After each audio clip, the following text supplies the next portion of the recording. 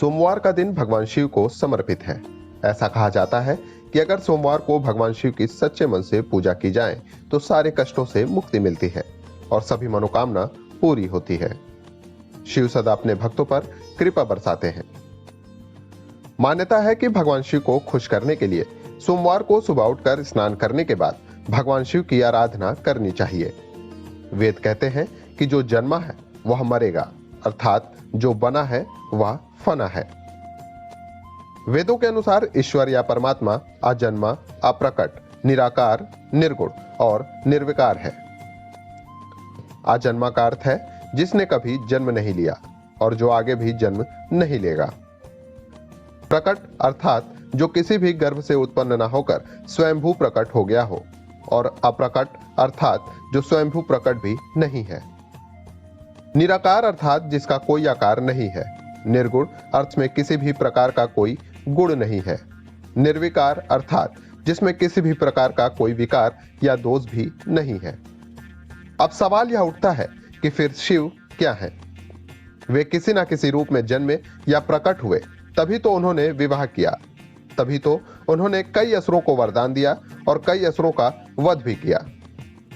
दरअसल जब हम शिव कहते हैं तो वह निराकार ईश्वर की बात होती है, और जब हम सदा शिव कहते हैं तो ईश्वर महान आत्मा की बात होती है, और जब हम शंकर या महेश कहते हैं तो वह सती या पार्वती के पति महादेव की बात होती है। भगवान शिव का जन्म कैसे हुआ? शिव पुराण के अनुसार भगवान सदाशिव और पराशक्ति अंबिका से ही भगवान शंकर की उत्पत्ति मानी गई है। उस अंबिका को प्रकृति सर्वेश्वरी, त्रिदेव जननी यानी ब्रह्मा, विष्णु और महेश की माता, नित्या और मूल कारण भी कहते हैं। सदाशिव द्वारा प्रकट की गई उस शक्ति की 8 भुजाएं हैं। पराशक्ति जगत जननी वह देवी नाना प्रकार की गतियों से संपन्न है और अनेक प्रकार के अस्त्र शक्ति धारण करती हैं।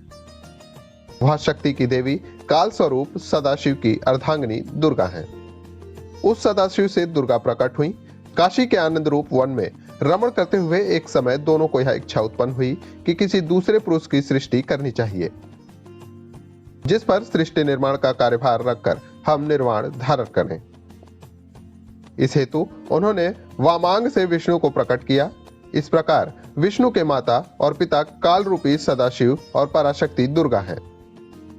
विष्णु को उत्पन्न करने के बाद सदाशिव और शक्ति ने पूर्वतः प्रयत्न करके ब्रह्मा जी को अपने दाहिने अंग से उत्पन्न किया और तुरंत ही उन्हें विष्णु के नाभि कमल में डाल दिया। इस प्रकार उस कमल से पुत्र के रूप में हिरण्यगर्भ यानी ब्रह्मा का जन्म हुआ। एक बार ब्रह्मा और विष्णु दोनों में सर्वोच्चता को लेकर लड़ाई हो गई, तो बीच में काल रूपी एक स्तंभ आकर खड़ा हो गया। तब ज्योतिर्लिंग रूप काल ने कहा, पुत्रों, तुम दोनों ने तपस्या करके मुझसे सृष्टि और स्थिति नामक 2 कृत्य प्राप्त किए हैं। इसी प्रकार मेरे विभूति स्वरूप रुद्र और महेश्वर ने 2 अन्य उत्तम कृत्य संहार और तिरोभाव मुझसे प्राप्त किए हैं, परंतु अनुग्रह नामक कोई दूसरा कृत्य पा नहीं सकता। रुद्र और महेश्वर दोनों ही अपने कृत्य को भूले नहीं हैं, इसलिए मैंने उनके लिए अपनी समानता प्रदान की है।